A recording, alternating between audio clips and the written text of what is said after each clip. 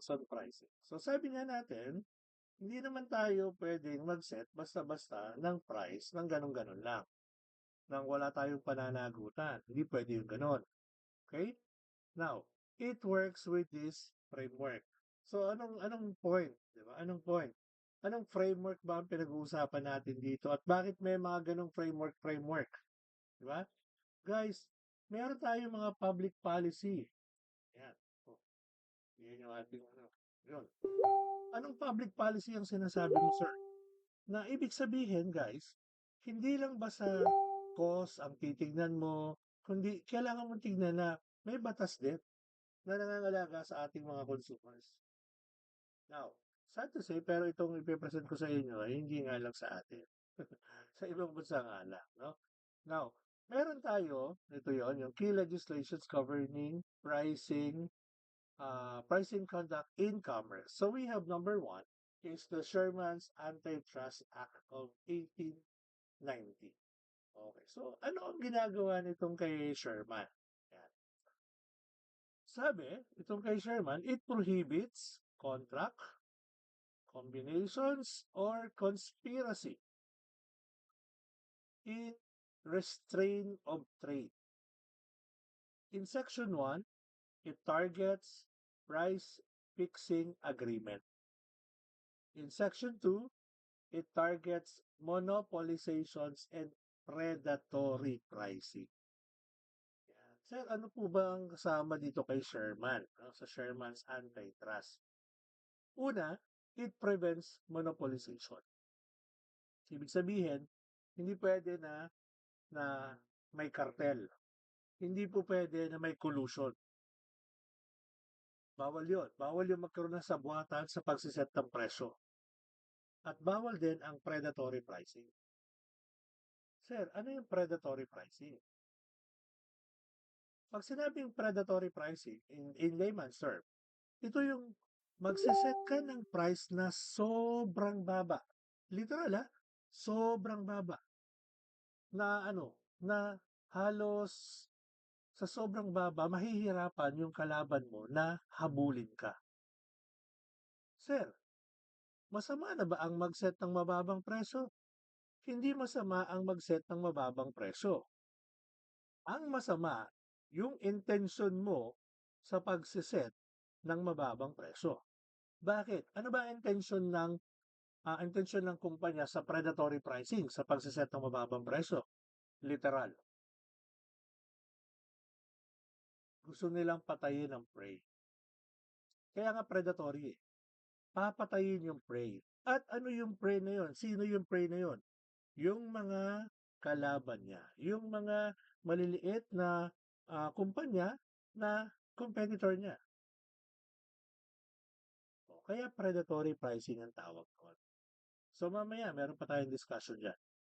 Pangalawa, noong 1914, yan, yung Clayton Act of 1914, this one supplements the Sherman Act.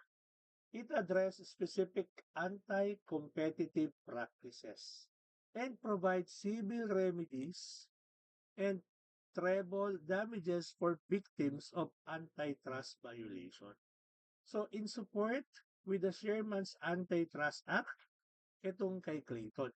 Ganon din guys halos yung kay Robinson Patman at saka yung sa FTC Act.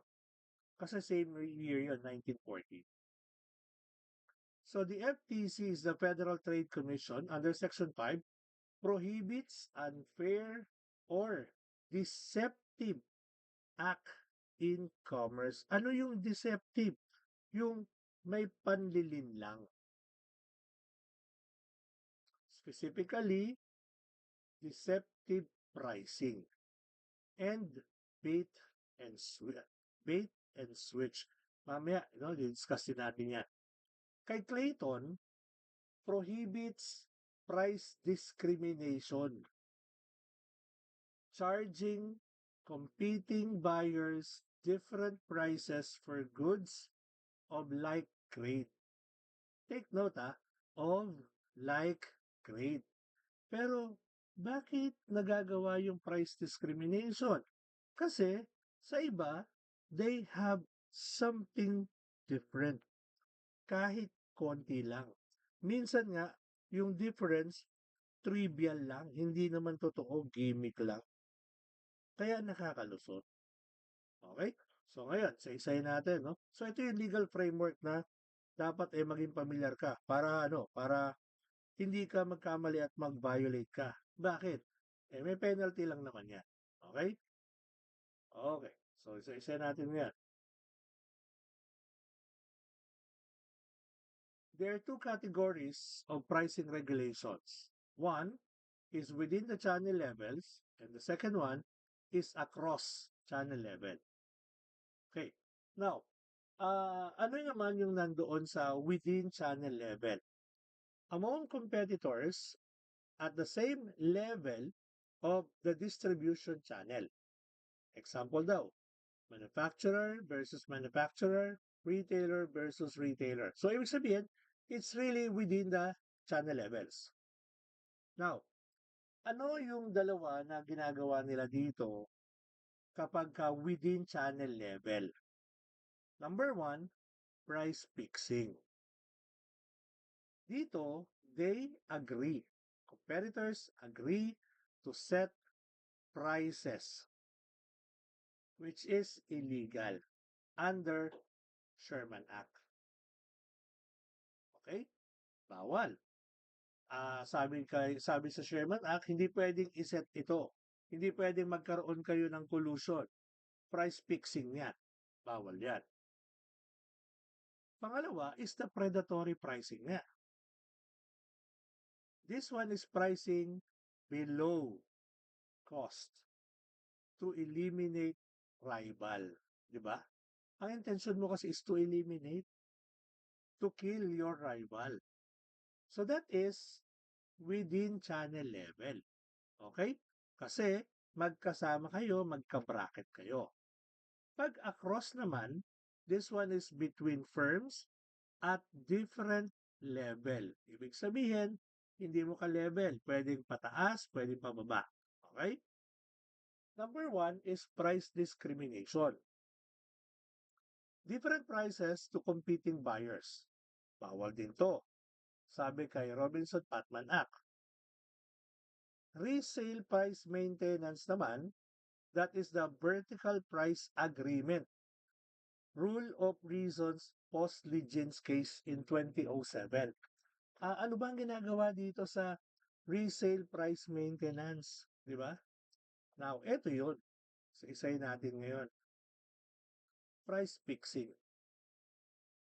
Sabi, kapag ikaw ay nahuli o fixing the price, tumataginting lang naman na $100 million ang fine mo at 10 years imprisonment. Ganun lang. Sir, 100 million, yes. Sino lang ba malimit ang nagpa-price fixing? Oh, yung mga malalaking kumpanya. Tulad ng sinabi ko kanina, yung mga yung mga oligopolies. Ang kinikita kasi niyan guys, hindi lang naman milyon, hindi rin bilyon, trilyon ang kinikita ng mga yan. Now, ano yung different forms of price fixing? Number one, horizontal price fixing. This one is a direct competitors agree to set price. Most severe form ng price fixing because it affects the entire market. Nakita nyo na yung pinaka-problema natin dyan. Gasoline price fixing rates. Airline ticket price agreement. Di ba? Pagkaya nag-usap-usap, hindi naman lahat kayang magtayo ng di ba? Airline. Malaki kailangan mo dyan. Ganon din naman sa gasoline. So when they set, sabi ko nga, ang problema na lang dito, paano natin mapapatunayan that there is price fixing. Pangalawa, bid rigging.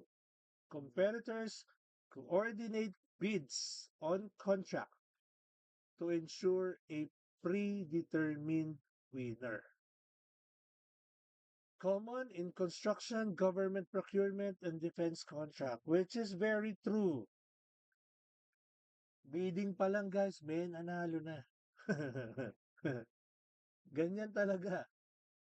Diba? Supposed to be, ang bidding, open yan eh. Kaya lang hindi na. Nag-uusap-usap na yan. O pre, ako naman dito sa project na to ha. O alam nyo na, pangitan nyo yung offer nyo. Akin na yung pinakamaganda. Yun na. Set na. Alam na kung sino mananalo. Market allocation.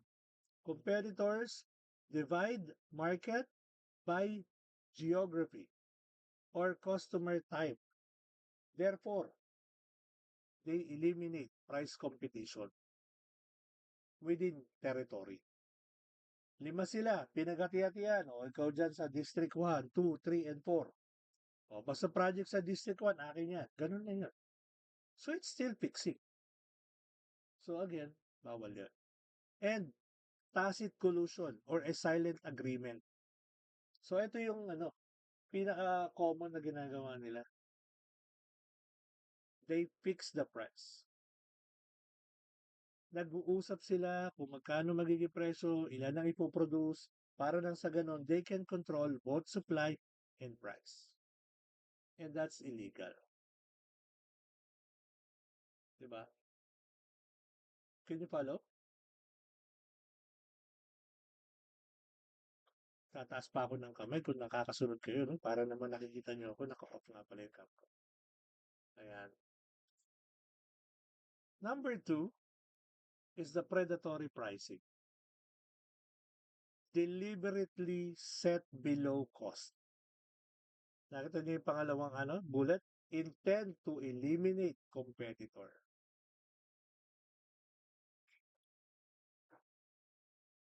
Now, this is the difference between predatory pricing and competitive low pricing. Ito yung sinasabi ko kanina. Ang pagsiset ng mababang preso is not illegal. It is not illegal. Legal yon. Ang illegal yung predatory pricing. Okay? Now, paano ba gagawin natin dyan? Ano ba pinagkaiba niya? Kasi baka mamaya, madali tayo. Predatory pricing na pala ginagawa natin, di pa natin alam. So, ito yung comparison. Number 1, below measurable cost. Ang price mo is below measurable cost. Sa legal, sa competitive, low pricing, above cost ang price mo. Sa predatory, below. As to second, eliminate rival. Ikaw hindi. Hindi naman yun ang gusto mong mangyari. Recoupment plan exists. Talagang planado kung paano itutumba yung competitor. Sa'yo, ang intention mo lang is sustainable long-run strategy. Temporary strategy. Ikaw hindi. Sa'yo, it's cost efficient. And lastly, yung reason harms long-run competition. Ikaw, ang intention mo is for the benefits of the consumer. So, ang laki ng difference ng dalawa. Di ba? Ang laki ng difference ng dalawa. So, hindi illegal ang pagsiset ng low price. Ang illegal ay yung magsiset ka ng mas mababa pa sa cost. Yun ang illegal. Can you follow, guys?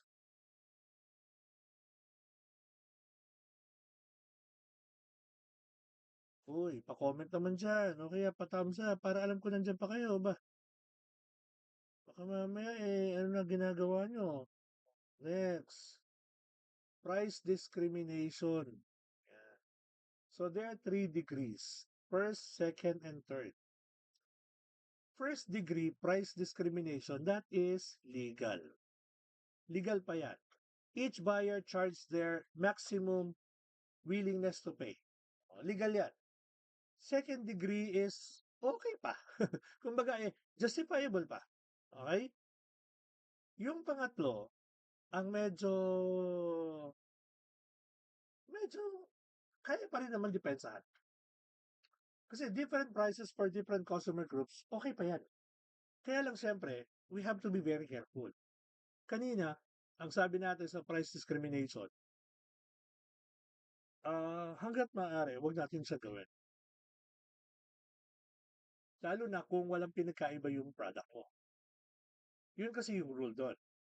Kung ang ino-offer mo ay walang difference, same old product, pero ang price mo iba-iba, yun yung sinasabi na hindi pwede sa Robinson Patman. Pero, kung may difference in terms of quality, in terms of services, and so on, kahit na slim lang, kahit na konti lang, okay lang yun. Sa sobrang galing ng mga marketeer guys, nakaisip sila ng paraan, iba't ibang paraan on how they can discriminate charging. So katulad ng sabi ko kanina, halimbawa, yung ano, yung market, di ba? Pwede kasing ibahin yung market. Ito yung class A, class B, class C, mga ganun. Yung iba naman, sa quantity naman. Doon sila nag-discriminate. Meron silang single package, group, family, etc. Tulad ng naman, yung mga software natin, di ba? Meron. Ang Iris, guys, meron yan. Institutional package. So, yun. So, iba-iba. Pero yung service is the same. Ito yung mga price discrimination na legal. Pero kapag walang pinagkaiba sa iba, walang pinagkaiba yung offer mo, yung service mo, tapos iba-iba ang charging mo, malamang magka-problema tayo. But then again, price discrimination is a strategy. Okay? And finally, resale price maintenance. Ano ginagawa dito? This is the vertical price agreement between manufacturers and retailers. In the Ligon Creative Leather product versus PSKS in 2007, the U.S. Supreme Court overruled 96 years of precedents. Take note, 96, they overruled the 96 years of precedents and held that minimum RPM for resale price maintenance is no longer per se illegal. Courts now apply the rule of reason. Ano daw yun? Okay? Una, we can have the minimum RPM. So RPM is no longer illegal. Minimum RPM, we set the floor. Ito na yung pinakamababa na pwede. Wag mo ibebenta ang product na ito ng mas mababa pa dito. Bakit? The intention of this is to protect the brand. Natatandaan niyo yung floor price? Yan yun. Sasabihan ka talaga ng company, hindi mo to pwede ibenta ng mas mababa pa dito. Bakit? People would think na walang kwenta yung product ko at hindi pwede yan. Pangalawa, maximum RPM. Ano yun? Set a ceiling, yung pinakamataas.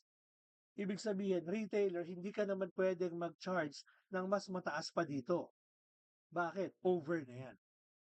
Excessive yan. See?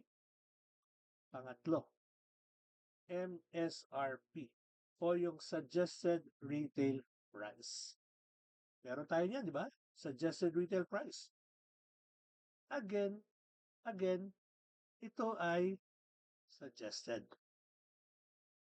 Ang sinasabi lang, huwag kang bababa sa minimum RPM at huwag kang lalagpas sa sa maximum RPM. In between Pwede.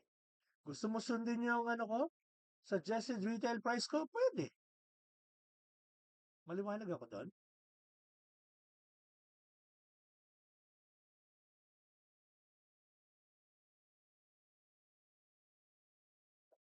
Salamat sa nag-iisa kong estudyante, si Miss Arcipe. Deceptive pricing. Ano naman yun? Panlilin lang. Parang kayo. Nalin lang din. Ayun. Malungkot ka pa hanggang ngayon. Lahat ng nalilinlang guys ay nalulungkot. Lalo na pag nalaman nilang sila ay nalinlang. Di ba? Tulad daw ng mga practices na ito. Yan. So ano-ano ba to? In FTC, the Unfair or Deceptive Act in Commerce, yan. Ito daw yung mga yun. Now, ito tingnan nyo isa. In FTC Deception Standard, material representation likely to mislead a reasonable consumers and the intent is irrelevant. Number one, ano yung unang deceptive pricing daw? False reference pricing. Sino ba dito guys ang nabiktima na ng ano ba to sa SM? Ano 'yon? Ano yung store ng SM? Save More. Save More at saka ng SM. Nag-sale. Nag-sale. Sabi 50% off. Tapos pagka tinignan mo yung tag price, tinanggal mo yung nakapatong, same price pala. Meron ba dito nun? Yung ang sabi nila, ito yung dating presyo niyan, 500. Ngayon, 250 na lang. Yung pala, 250 pala talaga price mo. Wala palang sale na naganap. Kaya false reference ang tawag ko. Can you follow? Ang bait naman, bait and switch, advertise a low price, then they can attract people or buyer. Tapos, pagka nandyan na, i-offer sa'yo yung mahal. Yung hinahanap mo na mura, hindi mo na makita. Oh, may ganun. Now, may bago niyan. Dahil nga puro online na tayo, di ba minsan pagka nagbabrowse ka sa TikTok, Shopee, Lazada, no? Nakikita mo, sapatos, mura lang. 300 lang pero napakaganda. Yung pala yung 300 lang, yung medyas lang pala yun, di pala yung sapatos. Eh, na-buy mo na. Nahanap mo ngayon yung sapatos, dumating lang sa'yo medyas. Di ba may ganun? O kaya naman, dahil nga akala mo yung sapatos yung 300, pipili ka na sana ng size eh. Tapos biglang nakita mo, eh, 1.5 pala. O di ba may ganun? Bait and switch yun. Drip pricing naman, progressive disclosures of mandatory fees, taxes, booking fees, etc. Pero ang masama, malalaman mo na lang yon sa dulo na. Hindi kasi naka-disclose eh. Yung sinasabi nila may mga, ano yan, may mga hidden charges, yun yun. Mali yun. Deceptive yun. Kala mo kasi nakamura ka. Yun pala, mapapamura ka. Kasi nga, merong mga hindi dinisclose na bayarin. Next is scanned fraud. Yan, fraud. Alam niyo na, basta fraud, panloloko yan. Checkout prices exceeds advertised shelf prices. Imagine, nakalagay dito ganito, tapos pag-scan mo iba. Madalas yan sa Shopee. Ang naka-advertise na price, halimbawa 100. Pagdating doon, price pa lang niya magiging 120 na. Tapos ano pa, shipping, etc. Mali yun. Hidden fees and dark patterns. Lahat ito guys, form parts of your deceptive pricing. So yan ay bawal under FTC. Yan. So the Robinson-Patman Act, ayan, price discrimination harms competitions at three distinct levels: primary, secondary, and tertiary line injury. So, for manufacturer suppliers, the discriminating seller harms its own competitor. Sa secondary, the favored buyer gains an unfair advantage over disfavored buyers at the same time. So talagang may ano siya, may may nagsasuffer sa discrimination. So we may find it beneficial somehow, but chances are overall, it's really not good. Especially kung wala ngang difference. Pero kung meron naman pagkakaiba talaga in terms of quality, in terms of quantity, in terms of services, okay lang naman na magkaroon ng discrimination kasi it's a marketing strategy. Pero kung completely wala, think again. Okay? Think again. It's not it's not right. And these are the legal constraints summary. So we have the horizontal price fixing hanggang sa drip or hidden fees, the law, the standards, and the penalty. So, hanggang dyan lang ulit yung ating topic for today. And then that's it.